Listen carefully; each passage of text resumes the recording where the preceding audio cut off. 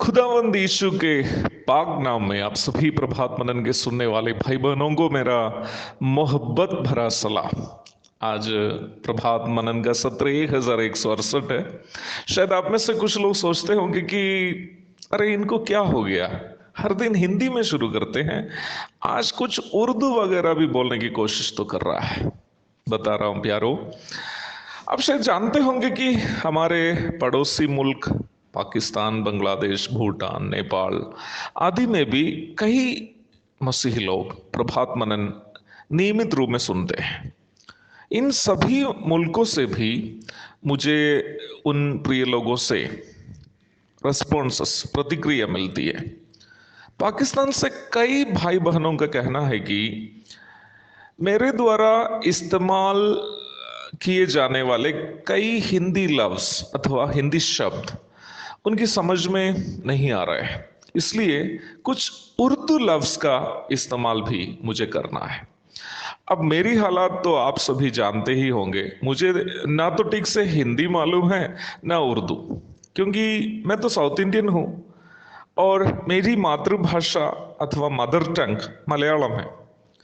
प्रभु की दया और आप लोगों की दुआ है कि थोड़ा बहुत हिंदी बोल देता हूं। उर्दू के साथ मेरी सोच में मेरा संपर्क, आधिकारिक संपर्क बस इतना ही है कि जब मैं मोतीपुर के स्कूल में पढ़ाता था, मेरी एक स्टूडेंट है, गर्ल स्टूडेंट है, उसका नाम भी मैं भूल गया। उससे मैंने कहा था कि उर्दू के अल्फाबेट्स, अक्षरमाला मुझे लिख दे। उन्होंने एक कागज पे उर्दू अक्षरमाला मुझे लेके दी थी, जो मैं पढ़ नहीं पाया था। कुछ सालों के बाद जब मैं सेवा में निकला, ब्रदर वर्गीस जोसेफ, एक प्रभु के दास है, उन्होंने एक उर्दू न्यू टेस्टमेंट, नया नियम मुझे दिया, जो हिंदी अक्षरमाले में लिखा गया था। वो पुस्तक में पढ़ता था। बस इतनी ही है मेरी रिश्ता उर्दू के साथ। अब मेरे लिए सही में कहूं तो उर्दू बोलना असंभव की बात है। अगर मैं पूरे उर्दू में बोलूं तो जो हिंदी भाषी लोग हैं वे लोग तो समझ नहीं पाएंगे। मुझे मालूम है कई ऐसे लोग हैं जो ठीक से हिंदी समझ नहीं पाते हैं, जैसे नेपाल के लोग हैं, भूटान के लोग हैं, थोड़ा बहुत हिंदी समझ लेते हैं। और उन लोगों को भी मद्देनजर रखते हुए बीच में कुछ कठिन वाक्यों को अंग्रेजी में भी बोलने की कोशिश करता हूं। तो प्रभात मनन वास्तव में हिंदी में है, और हिंदी और उर्दू जो है भाई बहन के समान है, इसलिए थोड़ा बहुत उर्दू भी मिला देते हैं जितनी मेरी जानकारी है। लेकिन पूर्णतः हिंदी में बोलने से उर्दू बोलने वाले लोग समझ नहीं पाएंगे, या नेपाली या भूटानी बोलने वाले लोग समझ नहीं पाएंगे। पूर्णतः उर्दू में बोले तो हिंदी भाषी लोग भी शायद पूर्ण रूप में समझ नहीं पाएंगे। तो ये एक मुश्किल काम है किसी एक ही भाषा में प्रभात मनन का प्रस्तुतिकरण करना, प्रेजेंटेशन करना। इसलिए मैं एक छोटा सा सजेशन इस संदर्भ में रखना चाहता हूं। हमारे कोई भी ऐसा सेंटेंस, वाक्य आप सुनने वाले भाई बहनों को समझ में यदि नहीं आ रहा हो, तो मैं आपसे कहता हूं कि जो शब्द, वर्ड, लफ्ज या सेंटेंस या वाक्य आपको समझ में नहीं आया, आप उस वर्ड या सेंटेंस को मेरे व्हाट्सएप नंबर पर भेज दीजिए, और आप अंग्रेजी में या हिंदी में मुझे लिखकर भेजिए। उर्दू में मत लिखिएगा, उर्दू अक्षरमाला मुझे नहीं मालूम। हिंदी में या अंग्रेजी में या मलयालम में, जो मेरी मातृभाषा है, आप मुझे लिख के भेजिए कि फलाना शब्द या फलाना सेंटेंस, वाक्य मुझे ब्रदर समझ में नहीं आया, आप उसका हिंदी या उर्दू आप मुझे लिख के भेजें।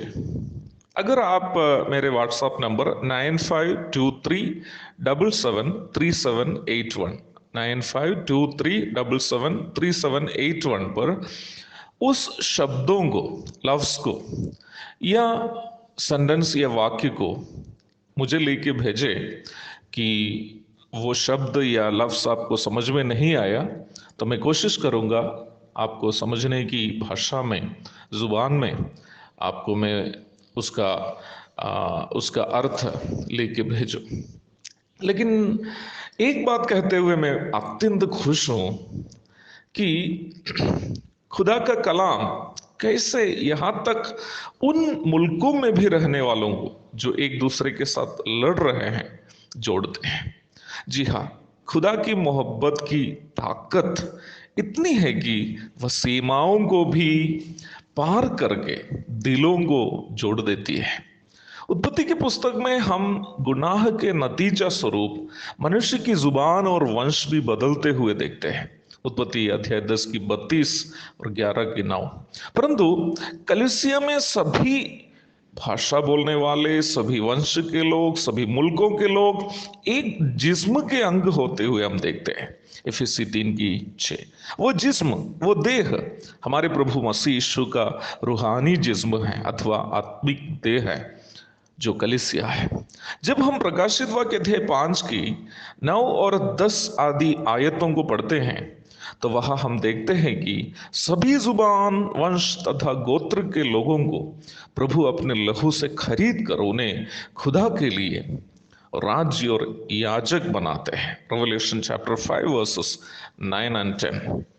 हम सब एक दिन प्रभु के धर्म राज्य में, जब वह 1000 वर्ष वर्तमान धरती पर राज करेंगे, एक ही मुल्क के होकर रहेंगे। हालेलुया!